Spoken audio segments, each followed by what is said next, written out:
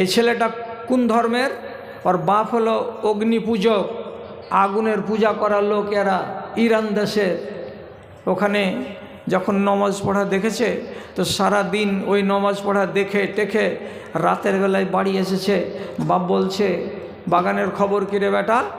তো সলমান ফার্সি বলছে, বাজান বাগানের খবর কিছু বলতে পারবো না। কি করছিলি? বলছে, যখন আমি ওখানে গেলাম বাগানের এক কিনারায় একটা ইবাদতখানার সামন দিয়ে যাচ্ছিলাম, দেখলাম 10-12 জন লোক দাঁড়িয়ে দাঁড়িয়ে কি বলছে। যখন ওদের ইবাদত শেষ হলো আমি তখন বললাম, তোমরা কি করছিলে জি ভাই? ওরা বলল, আমরা নমাজ পড়ছিলাম। একসঙ্গে খাড়ো হয়ে বুকে হাত বাঁধা, একসঙ্গে হাঁটুতে হাত দিয়ে রুকুতে যাওয়া, একসঙ্গে 2 হাতের তালুকে জমিনে পেড়ে দিয়ে সিজদাতে যাওয়া দেখতে বড্ড ভালো লাগলো বাজান। তারপরে সে নিজের বাপকে বলছে, আমার ধর্মের চেয়ে ওই ধর্মটা অনেক ভালো জি আব্বা, অনেক ভালো।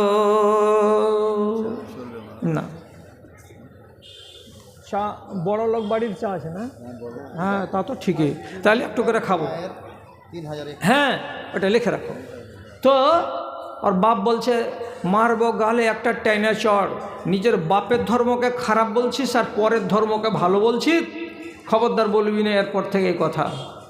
তারপর দিন ফের বাগানে গেল, বাগানে যে ওই লোকটিকে বলছে, হাগো যে ধর্মটা তোমরা করছো এই ধর্মটা আসল কোথায় আছে? তো বলছে, সিরিয়া দেশে আছে। বলছে, তোমরা বাড়ি যাবা না? যাব। যে যেদিন বাড়ি যাবা আমাকে একটু সাথে করে নিয়ে যাবা না? হ্যাঁ যাব। বাপের জমিদারিকে লাত মেরে ফেলে দিয়ে সলমান ফার্সি একটা টনটনে জোয়ান চলে গেল 10 জন লোকের সামনে সাথে সিরিয়া। কেন গেল? ধর্মকে খুঁজে বেড়াচ্ছি, হককে খুঁজে বেড়াচ্ছি, তার জন্য। সিরিয়াতে একটা পাদ্রির কাছে 2 বছর থাকলো। থাকার পরে বলছে, ধর্ম কোথায় পাওয়া যাবে? তো মরবার কালে বলছে, এখান থেকে দক্ষিণ দিকে চলে যা, একটা শহর আছে, শহরটার নাম হলো হিমস।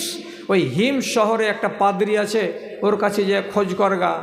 এবার ও মরার পরে এখানে এলো, এসে এর কাছে 8-10 মাস থাকার পরে বলছে, হুজুর আসল ধর্মটা কোথায় পাওয়া যাবে? বলছে, যা দেখছিস এইটুকুই আমার কাছে আছে, এর বেশি আমার কাছে নাই। তুই যদি এর থেকে আরও কিছু বেশি চাহিস তো চলে যা এদিকে, আমুরা বলে আরেকটা শহর আছে দক্ষিণ দিকে, ওই আমুরা শহরে গিয়ে খোঁজ করগা। আমুরা শহরে গেল, যাওয়ার পরে ওখানকার পাদ্রীকে বলছে, আমি ওখানে 4 বছর কাটালাম, আমি এখানে 1 বছর কাটালাম, আপনার কাছে এলাম, সত্য ধর্মকে খুঁজে বেড়াচ্ছি, কোথায় পাওয়া যাবে? আমুরার লোকটা তখন আল্লাহ ওর ভালো করুক, ও বলছে, বেটা রে, এমনি করে করে পাদ্রীদের বাড়ি বাড়ি ঘুরে ঘুরে সত্য ধর্মকে খুঁজে পাবি না। যদি সত্য ধর্মকে খুঁজিস কোথায় পাওয়া যাবে, তাহলে আরও দক্ষিণ দিকে যা। কোথায়? তো বলছে, এমন একটা শহরে যা, যে শহরটার নাম হলো ইয়াসরেব, মানে মদিনার পুরাতন নাম। যেই শহরটার চারিদিকে শুধু খেজুরের বাগান, খেজুরের বাগান আছে। ওই বাগানের ভেতরে একটা লোককে দেখতে পাওয়া যাবে, তার কাছে যাবি আর তার কাছে গিয়ে যেমন আলোচনা করবি, তার কাছে নতুন ধর্ম পাওয়া যাবে, আর ওটাই হলো আসল ধর্ম। ঠিক আছে, চললাম।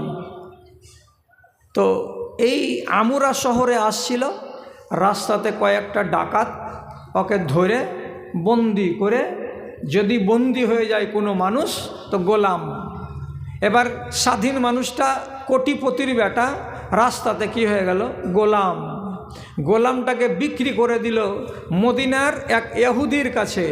এই ইহুদি মদিনার ওকে নিজের বাড়ি নিয়ে চলে এলো। আর এই ইহুদি তার বাগানে একদিন কাজ করছে, তো চাকরকে নিয়ে এসে গাছের ডালগুলোকে ছিলছে উপরে চড়ে চড়ে। এমন সময় ওই ইহুদির ভাই বলছে, ইহুদির ভাই কি বলছে, বড় ভাই আর জানো আমরা তো ইহুদি, দেখো 2 কিলোমিটার দূরে একটা লোকের সাথে দেখা করে এলাম, ও নিজের নাম বলছে মুহাম্মদ, আর ও নিজেকে বলছে আমি নবী, আর ওর মুখ থেকে আজব আজব কথা শুনতে পাওয়া যাচ্ছে, সব নতুন নতুন কথা। কথাটা যেমন ভাই ভাইকে বলেছে, খেজুরের গাছের ওপর থেকে শুনছে কে, তো সালমান ফার্সি। ও তখন ওইখান থেকেই এমনি করে নিচে মুখ ঝুঁকিয়ে দিয়ে বলছে, কোনখানে এসেছে লোকটা? তখন ওর মালিক বলছে, মারবো হারামখোরের গালে এক চড়। চুপ কর, কাজ করবে দেখে নে, আমাদের দুই ভাইয়ের গল্পতে নাক গলাতে এসছে, কাজ কর। বেচারি ডরে কাজ করলো, করে নামলো গাছ থেকে। তখন মালিকের ভাইকে কানে কানে বলছে, চাচা কোন জায়গাতে ওইটা দেখলেন? বলছে, লক্ষ্য থাক, বড় ভাই জানলে মারবে। এখান থেকে 2 কিলোমিটার দূরে খেজুরের বাগান আছে, ওইখানে লোকটা আছে, ওর চারিদিকে কিছু লোক আছে, সব সময় ওকে ঘিরে থাকছে, ওখানে যেয়ে দেখতে পাওয়া যাবে। মালিকেরা 2 ভাই বাড়ি গেল। তো ওই লোকটা ওকে বলে দিয়েছিল, আমুরার রাহেব, যে লোকটাকে আমি বলছি তার কাছে দিন খুঁজতে পাওয়া যাবে, তার 3টা গুণ তোমাকে বলে দিচ্ছি, কানে রাখো। লোকটা সাদকা খাবে না। 1, লোকটাকে যদি তোহফা দাও, হাদিয়া দাও, তো হাদিয়া কবুল করবে। 2, লোকটার পিঠের দিকে তার দুই বাহুর মাঝখানে একটা পায়রার আন্ডার সমান মাংস বড় হয়ে জরুনের মতো বেড়ে আছে। 3টা জিনিস যদি দেখতে পাও তাহলে জানতে পারবে এটাই হলো আসল ধর্মের মালিক, আর এটাই হলো আল্লাহর নবী। ওর কাছে আসল ধর্ম পাওয়া যাবে। তোর বাপের কাছে আসল ধর্ম নাই, আমাদের কাছে আসল ধর্ম নাই। এতটি খেজুর নিয়ে গেছে। মদিনা মসজিদে হাঁটতে হাঁটতে যায়, সন্ধ্যাবেলাতে দেখে নিয়েছি যে এই লোকটাকে ঘেরে বসে আছে 15 জন লোক। ওখানে যে ইহুদিদের আন্দাজে সালাম দিছে, তো ইহুদিদের সালাম আলাদা, মুসলমানদের সালাম আলাদা, সিপিএমদের সালাম আলাদা। এগুলো তো জানা আছে কি না? মুসলমানের সালাম হলো আসসালামু আলাইকুম, ইহুদিদের সালাম হলো শুলুম, আর কমরেডের সালাম হলো লাল সালাম। তো ও যে ওকে সালাম দিছে ইহুদিদের সালাম শুলুম। সালামটা শুনেছে, নবীজি এমনি করে চোখ তুলে তাকিয়ে বলছে, ইহুদির বাচ্চা আয় বস। কাছে এলো, একটা টোনা থেকে এতটি খেজুর বের করে দিয়ে বলছে, ওগো ভালো মানুষটা, তোমার ডানে বামে যতটি লোক বসে আছে এরা সবাই আধা অনাহারে আছে। আমি আমার বাগান থেকে এই খেজুরটি এনেছি, এদেরকে দেন আর আপনি নিজে খান। আপনাদেরকে এটি সাদকা দিলাম। কি দিলাম? সাদকা দিলাম, সবকে নিয়ে খান। রাসূলুল্লাহ টোনাটা থেকে একটা দুটা করে খেজুর নিয়ে একে দিলেন, ওকে দিলেন, ওকে দিলেন, ওকে দিলেন, সবাইকে দিলেন। কিন্তু নিজে একটা খেজুরকে ফেড়ে বিচিটাকে ফেলে মুখে দিতে গেলেন না, চুপচাপ মজলিসে বসে থেকে গেলেন। এই লোকটা তাকে জিজ্ঞেস করে বলছে, আপনি 2টা খান না ভাই? তো তিনি বলছেন, অর্থাৎ নবীজি বলছেন, আনা আল্লাহ আকল সাদাকাতে, আমি জীবনে সাদকা খাই না। আহারে, সালমান ফার্সির দিলের কোণাতে মনে হয়েছে আলো জ্বলে উঠেছে। বুঝি আল্লাহ, তাহলে রাহেব যেটা কথা বলেছিল আমাকে, কথা তো মিলে গেছে মালিক, এটাই তো সেই লোকের লোক না। এখনো আরও 2টা চিহ্ন বাকি আছে। ফিরে চলে গেল সেই দিন। তারপরের দিন আবার মালিকের বাগান থেকে এতটি তাজা খেজুরকে পেড়ে এনে আবার মসজিদে নববীতে এসেছে। আসার পরে আল্লাহ পাকের রাসূলের কাছে বসার পরে বলছেন, হাজিহি হাদিয়াতুন লাকা ইয়া রাসূলুল্লাহ, হে আল্লাহ পাকের রাসূল, এই খেজুরটি আপনাকে হাদিয়া দিলাম, আপনাকে খাওয়ার জন্য দিলাম। রাসূলুল্লাহ যখন শুনতে পেলেন যে এটা হাদিয়া, এটা অনুদান, তখন আল্লাহ পাকের নবী মুচকি হেসে খেজুরটাকে একটাকে ফেড়ে মুখে দিলেন, দিয়ে চিবিয়ে খেলেন আর আল্লাহর শুকরিয়া আদায় করলেন। আর অন্যান্য ডানে বামে যারা সাথী ছিল তাদেরকে 2টা 4টা করে দিলেন। যখন নবীজি একটা খেজুরকে চিবিয়ে গিললেন, তখন এই সালমান ফার্সি তরুণ যুবক অন্তরের ভেতরে আনন্দ বোধ করার পরে বলছে, রব্বুল আলামিন, আমি যে জিনিসটাকে খুঁজছিলাম মনে হয় সেটাই পেয়ে গেছি। কালকে আমি একে কি দিয়েছিলাম, সদকা তো খাইনি, আজকে আমি একে হাদিয়া দিলাম তো ইনি খেয়ে নিলেন। আর এটাই হলো লক্ষণ শেষ নবীজির। আমাকে কে বলেছিল? তো পাদ্রী বলেছিল। বলছে আর একটা তো ফাঁকা আছে, ওইটা দেখব, দেখার পরে কাজ করব। দুদিন পরে আবার এসেছে রাসূলুল্লাহ। বাকি কবরস্থানে একটা লাশকে মাটি দেওয়ার জন্য গেছেন। লম্বা জামা কাপড় নাই, খালি একটা চাদর গায়ে দিয়ে আছেন। আর এই লোকটা দুদিন এসেছে রাসূলুল্লাহর কাছে। রাসূলুল্লাহকে দেখে চিনে নিয়েছেন। বুঝো, ওই সেই লোক তুমি নাকি? হ্যাঁ, জি জি জি, আমি সেই লোক।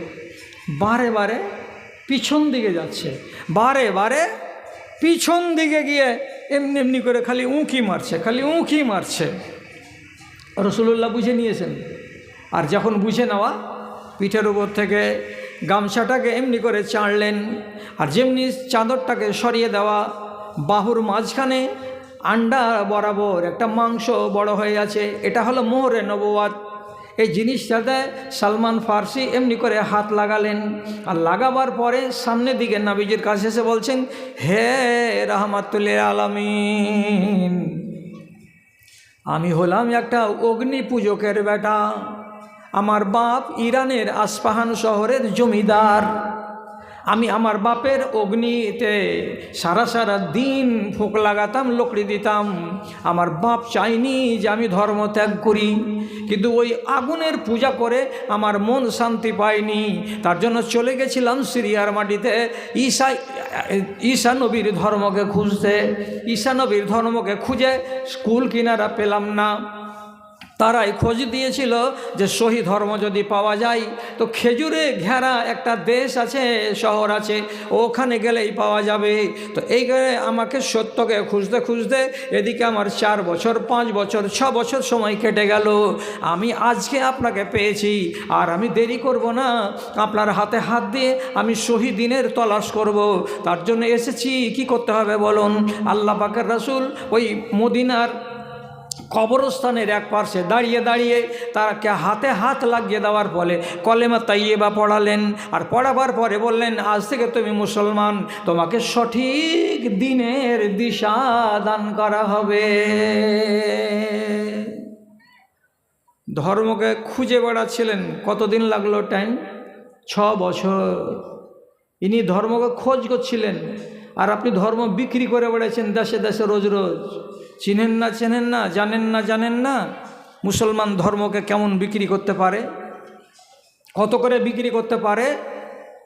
বেশি দূরের কথা নয়, গ্রামের নামটা বলবো না, শুধু ভালো কারো স্টেশনের দক্ষিণ দিকে একটা গ্রামের এক বেটি ছেলের বিয়ে হয়েছে।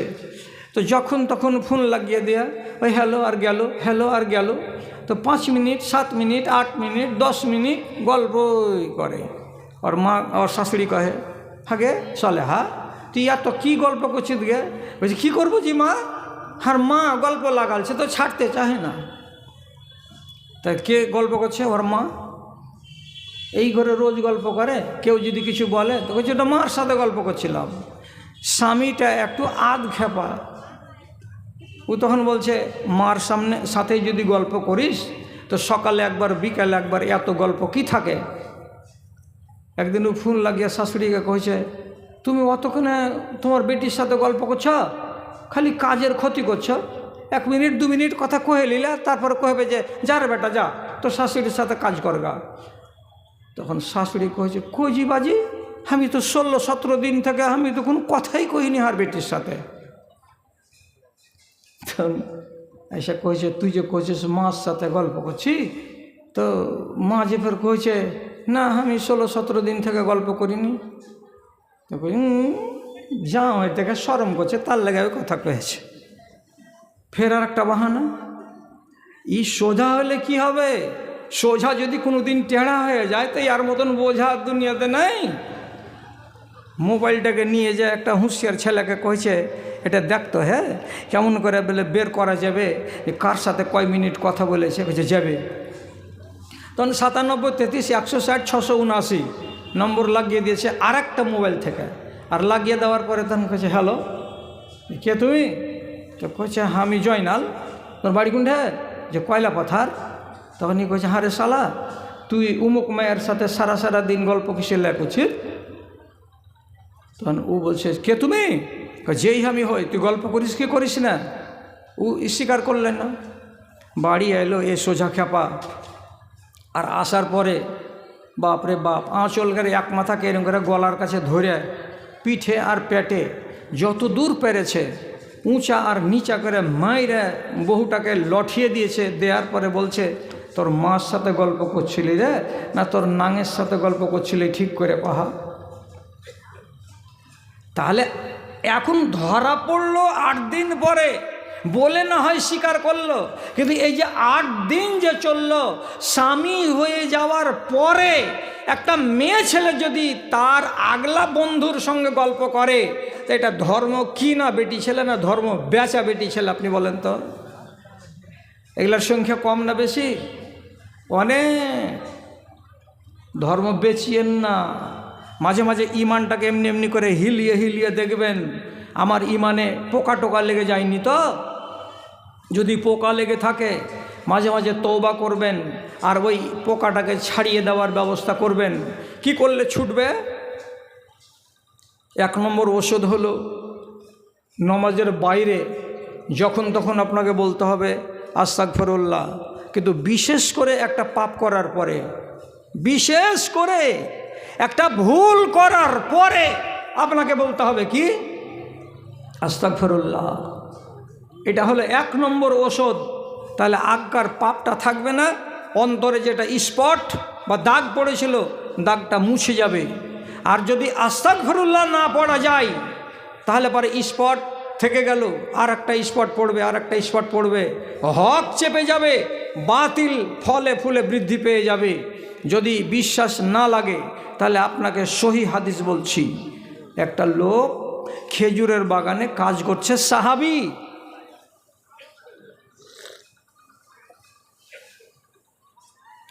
বাগানের কিনারা দিয়ে একটা মহিলা মার বাড়ি যাচ্ছে।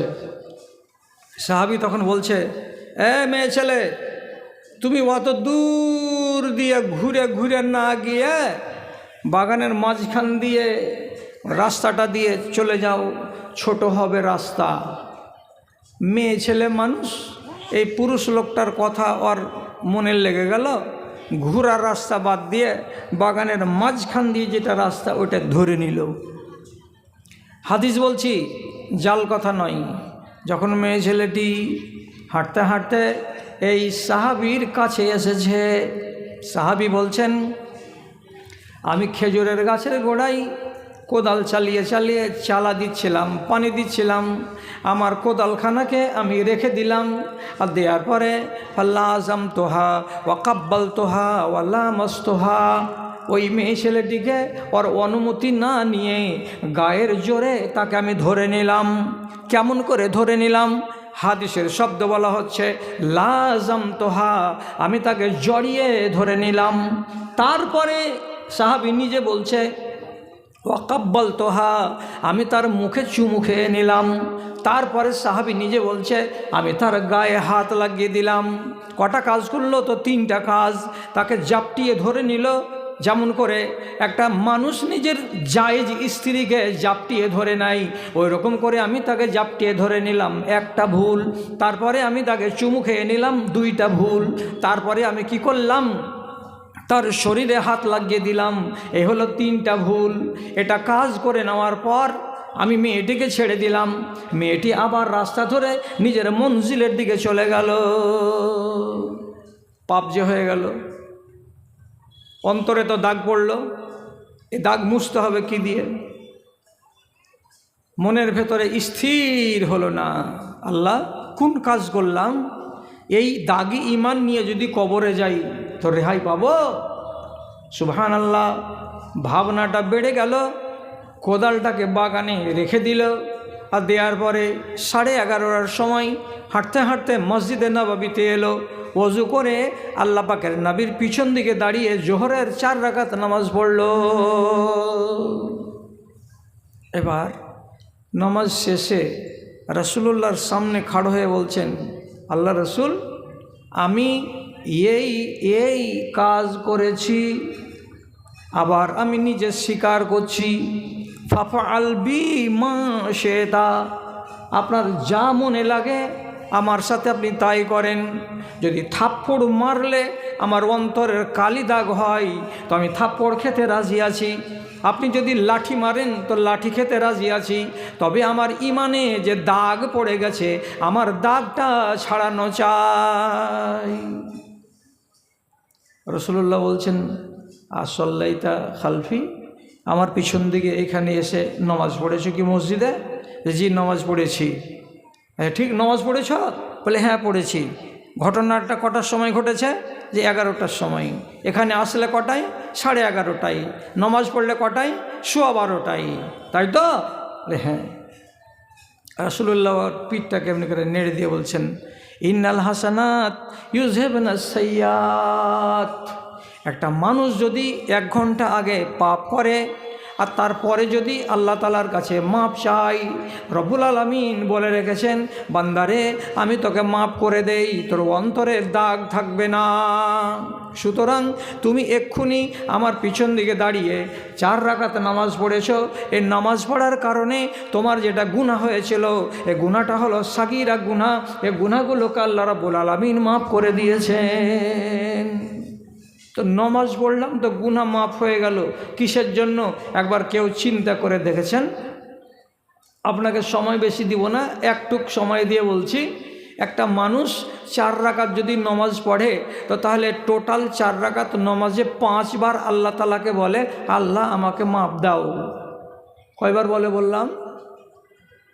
চালা করেন, কয়বার? 5 বার। কয় রাকাত নামাজে? 4 রাকাত নামাজে 5 বার আল্লাহকে আরবিতে বলে, আল্লাহ আমাকে মাপ দাও। কখন বলে? যখন পহিলা সিজদা দিয়ে আল্লাহু আকবার বলে উঠবে। আমরা যে উঠছি, ইমাম বলছে আল্লাহু আকবার, উঠে গেলাম, তো সিজদা থেকে উঠে হাঁটুতে হাত রাখা মাত্রই আমরা দোয়া পড়ি একটা। আওয়াজ করেন, কি দোয়া? আল্লাহুম্মা গফিরলি ওয়ারহামনি ওয়াহদিনি ওয়াফিনি ওয়ারযুকনি। 5টা জিনিস আল্লাহর কাছে চাইলাম, তো সর্বপ্রথম কি কথাটা বললাম? আল্লাহুম্মা গফিরলি, আল্লাহ তুমি আমাকে মাপ দাও। একবার বললাম। তাহলে 4 রাকাত নামাজে কয়বার বলা হবে? 4 বার। 4 বার বললাম। শুনছো না তোমরা? নিন চলে গেছো কে? নিন যাওনি না? তো একটু টাররা হয়ে বসে থাকো, এদিকে তাকাও। 4 রাকাত নামাজে কয়বার বললাম আল্লাহ মাপ দাও? 4 বার। এবার শেষ তাশাহুদে বসে আত্তাহিয়াত পড়লেন, আল্লাহুম্মা সাল্লি আলা পড়লেন, তারপরে আরেকটা দোয়াতে আপনি যেবার শুরু করবেন, ওই দোয়াটা কি? একটা আস্তে করে কখন আগে খালা, আল্লাহুম্মা ইন্নি জালামতু নাফসি জুলমান কাসীরান ওয়ালা ইয়াগফিরুয যুনুবা ইল্লা আনতা। তারপরে কি বলি? ফাগফিরলি মাগফিরাতাম মিন ইনদিকা। ওখানে আর একবার আমি বললাম, এই আল্লাহ তুমি আমাকে মাফ করে দাও। আহারে আহারে, নমাজটাকে আল্লাহ তাআলা বলছেন এমনই ইবাদত যে আমার বান্দার আর আমার এক সমান ভাগ। কোন কথা শুনছি জি? বান্দার আর আল্লাহর সমান ভাগ মানে কি? রব্বুল আলামিনের নবী বলছেন, কোসমাতি সলাতু বাইনি ওয়া বাইনা আবদি। নমাজ এমন একটা ইবাদত, তাতে আল্লাহ বলছেন আমারও কাজ হবে আর আমার বান্দারও কাজ হবে। দেখেন, এটা বলার টাইম নেই, এখন আর বলছি না এটা। তো নমাজে যখন আপনি 5 বার বললেন আল্লাহ আমাকে মাপ দাও, আল্লাহ আমাকে মাপ দাও, তো আল্লাহ তাআলা কি বলছেন? আপনি আল্লাহ আপনাকে মাপ দেবে না? নিশ্চয়ই দেবেন। কেন দেবেন? ছোট বাংলাটা যেন কেউ না ভুলে, ছোট বাংলাটা যেন কেউ না ভুলে। কি বলছি? স্কুলে পড়া মেয়েগুলো 10 জনকে শিখাবা, 1000টা নেকি পাওয়া যাবে। কি বলছি? বান্দার কাজ হলো পাপ করা, আল্লাহর কাজ হলো মাফ করা। বলেন কি বললাম? বান্দার কাজ হলো পাপ করা, আল্লাহর কাজ হলো মাফ করা। রব্বুল আলামিন বলছেন কুল্লু বানি আদম খাত্তাউন, যত আদমের বেটা আর বেটি দুনিয়াতে আছে সবাই গুনাহগার, সবাই গুনাহ করে। কেউ 4টা করে, কেউ 5টা করে, কেউ 10টা করে, কেউ 1টা করে। তাহলে যত আদমের বেটা আর বেটি আছে সবাই গুনাহগার। আমরা গুনাহ করি, কাজে আমাদের চরিত্র হলো গুনাহ করা। আর আল্লাহ রাব্বুল আলামিন কোরআন মাজিদে যেখান সেখানে বলছেন ইন্নাল্লাহা গাফুরুর রহিম, আল্লাহু গাফুরুর রহিম, গাফুরুর রহিম। তার মানে কি? আল্লাহর কাজ হলো মাফ করা আর বান্দার কাজ হলো পাপ করা। তাহলে দাগ যেন দিলের উপরে না পড়ে। দাগ সাথে সাথে আপনাকে ধুয়ে নিতে হবে, দিয়ে অন্তরটাকে পরিষ্কার করে রাখতে হবে। কিন্তু এই শেরশাবাদের দেলে কি দয়া আছে? এরা যত ওয়াজ শুনুক, আর চরিত্র টেঁড়া তো টেঁড়াই থাকবে, আর একটু করে বাকড়ামি আর হ্যাকড়ামি করবেই করবে। মুর্শিদাবাদে একটা মাদ্রাসার জালসাতে ইশতেহারে লেখা আছে কি যে 15 বছর থেকে নিয়ে 25 বছরের বেটা ছেলের জালসাতে আসা নিষেধ। কহেন তো হাজি, শুনতে কেমন লাগলো কথাটা? 15 বছর থেকে নিয়ে 25 বছরের পুরুষ লোকেদের জালসাতে আসা নিষেধ। কেনের মানে হলো যে 15 বছর থেকে নিয়ে 25 বছর পর্যন্ত শেরশাবাদের যতটি বেটা আছে এরা হলো লুচ্চা লাফাঙ্গা, এরা হলো গান্ডার, এরা হলো মস্তান, এরা হলো সান্ডা, এরা হলো পান্ডা। এদের শতকরা 95টা ছেলের কাছে আদর্শ নাই, দিন নাই, ধর্ম নাই, শিষ্টাচার নাই, আদব নাই। এরা হলো শুধু বেয়াদব। তিরঙ্গা চাবাবে, গুটখা চাবাবে, আর শুধু বাজারে একে ওকে হুঁড়া দিয়ে বেড়াবে, সিগারেট টানবে, আর এটা করবে সেটা করবে। আর যেখানে বেটি ছেলের ভিড় দেখা যাবে সেখানে জেনে শুনে একে হুঁড়া ওকে হুঁড়ি গুতাগুতি করে বেড়াবে। এরা মানুষের বাচ্চা নয়। সব এসে প্যান্ডেলে জালসা শুনবে। তো আর ওরা কেমন? বাংলাতে কথা আছে, কুকুরের কাম নাই তো আস্তে হাঁটন নাই। বুঝেন? কুকুরের কাজ নাই তা আস্তে হাঁটন নাই। জীবনে কুকুর কোনোদিন পা তুলে হাঁটে না, ধুকুর করে দৌড়াইতে আছে, দেখা যায় ওর অফিস ছুটেছে একবারে। তেমনি এদের কোনো কাম নাই, শুধু রোডে তেড়ে বেড়া। আওয়াজ উঠে গেছে, যদি কোনো জালসাতে মেলা লাগে তাহলে বক্তারাকে আগে গুলি কর। সোজা কথা বলছে, ফেসবুক খুলেন আমার, আজে বাজে কথা বলছে। তোমরা যদি বলে দাও যে জালসাতে যাব না, যেখানে মেলা বসবে, ও বেটারা মেলা কেমন করে লাগাই দেখি। কথাটা খানিক ঠিক।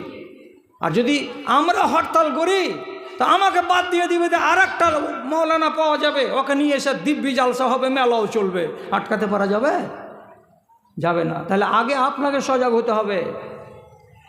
সজাগ হন, আগে ইমানটাকে মজবুত করে রাখেন। আল্লাহ আছে আর আপনি সিসি ক্যামেরার সামনে খাড়ো আছেন, এ কথাটা আপনাকে সব সময় জাগ্রত রাখতে হবে। খালাগালা বুঝতে পারলে সিসি ক্যামেরা কাক কয়, খালুরাই তো বুঝতে পারলেন না সিসি ক্যামেরা কাক কয়। ভাদুতে মাসুদের দোকানে সিসি ক্যামেরা আছে যে আছে। সিসি ক্যামেরা মানে কি? মাদ্রাসাতে আছে। গেটে এরকম করে একটা জিনিসকে বসা আছে কালো রঙের, ওই এমন খ্যাপা কোনো কিছু ছাড়বে না। একবারে সকাল 10টা থেকে নিয়ে তারপর দিন সকাল 10টা পর্যন্ত কে এলো, কে গেল, কে পাছা চুল গেল, কে আগা চুল গেল, কে কি করলো, কে না করলো, সব রেকর্ড করে রাখছে কম্পিউটারে। রেহাই নেই পালাবার। কিছুদিন আগে কসমো বাজারে যেদিন সেদিন ওরা হিসাব করে দেখছে, হ্যাঁ মেয়ে লোকের 10-12টা প্যান্টি খুঁজে পাওয়া যায় না। এই প্যান্টি কি হলো? কাউন্টারে হিসাব করছে তো বিক্রি তো হয়নি, তো প্যান্টি পালাইছে কোনটায়। সিসি ক্যামেরা লাগিয়ে দিল, দিয়ে এবার হলোটা কি, গায়ের নাম নিলে তো ওরা তাড়বে আমাকে। প্রথম দিন যেদিন সিসি ক্যামেরা লাগলো সেদিনই সিসি ক্যামেরাতে দেখছে ওইখানকার পার্শ্বেকার একটা গাঁয়ের মেয়ে লোক গেছে, যে সায়া পিঁধে গেছে, ডাইরেক্ট হয়ে আছে। এবার ভিতরে যে কাপড়খান ছেড়ে একটা প্যান্টি পিঁধে লেছিল, এবার সায়া ছেড়ে দিয়া বাইরে বাড়িয়া টেরে চলে আসে। একটা জিনিস পছন্দ লাগে না, চলে আসছে। আর 80 টাকা দামের প্যান্টি তলে পরে আছে। যারা গেটম্যান গেটের কাছে আছে, যারা ক্যামেরা নিয়ে বসে আছে, সব সময় ওকে দেখা আছে। ওকে যদি খালি ইন্ডিকেট করে দেয় তো যেদিকে যাবে ওই ক্যামেরার গোড়াতে একটা লাল স্পট এমনি দেয়, টু টু টু টু টু, এই যে মাগি এদিকে গেল, টু টু টু, খালি এরকম করছে। যেমনি গেটে আসছে তখন ফের ওই কম্পিউটার কাছে টু টু টু আসছে। যেন এলো বলছে, খালা শুনো, কি কইছো রে বাজি, কিছু লিলে না? কইছে পছন্দ হয় না। তো ডাইরেক্ট তুই কইবাকে যে কাপড় ছাড়ো, ওকে বলা যাবে? দুটা মায়া লোককে লাগালছে, লাগিয়ে যখন বলছে একে আড়ালে নিয়ে যাও, আর কাপড় ছেঁড়ে ভিতরে দেখো যে চাড্ডি আছে না নেই, ঝকঝকে চাড্ডি পিঁধা আছে। আর বাপ জীবনে কিনে দেয়নি এত দামের চাড্ডি। খুলে নামিয়ে নিলে নিয়ে এসে তখন বলছে, কান ধরে 11 বার উঠ আর বস, যে কোনোদিন এই শপিং মলে আর আসবো না, জিন্দগির মতো বিদায়। ধরে লেকে সিসি ক্যামেরা। আমি কি বললাম, যতটি ভাদুর মেয়ে ছেলে আছে, আর যতটি ভাদুর বেটা ছেলে আছে, আর যতটি বিশনপুরে ছেলে আর মেয়ে আছে, আর যতটি আল্লাহর দুনিয়াতে এই বানি আদম আছে, সবাই আল্লাহ রাব্বুল আলামিনের সিসি ক্যামেরার সামনে আছে। তোমরা কোনো দিন ফাঁকি দিতে পারবা না। নমাজ ছেড়েছ, সিসি ক্যামেরায় ধরা আছে। রোজা ছেড়েছ, সিসি ক্যামেরায় ধরা আছে। শামসি 2 নম্বর প্ল্যাটফর্মের পূর্ব দিকে কদমের বাগানে যে বসে বসে ফুসুর ফুসুর করেছ, সিসি ক্যামেরাতে ধরা আছে। রেহাই নেই তোমার। বলছে, কোনঠে পেলে জি মুলি সাহেব? তুমি যে পড়ছো জি, পড়ো না কোরআন মাজিদ? এই মজলিসে 2-3টা মেয়ে লোক পাওয়া যাবে বলে, হ্যাঁ আমি এটা আয়াত পড়েছি। কি আছে? ইয়াউমা তুবলাস সারায়রু ফামা লাহু মিন কুওয়াতিন ওয়ালা নাসির।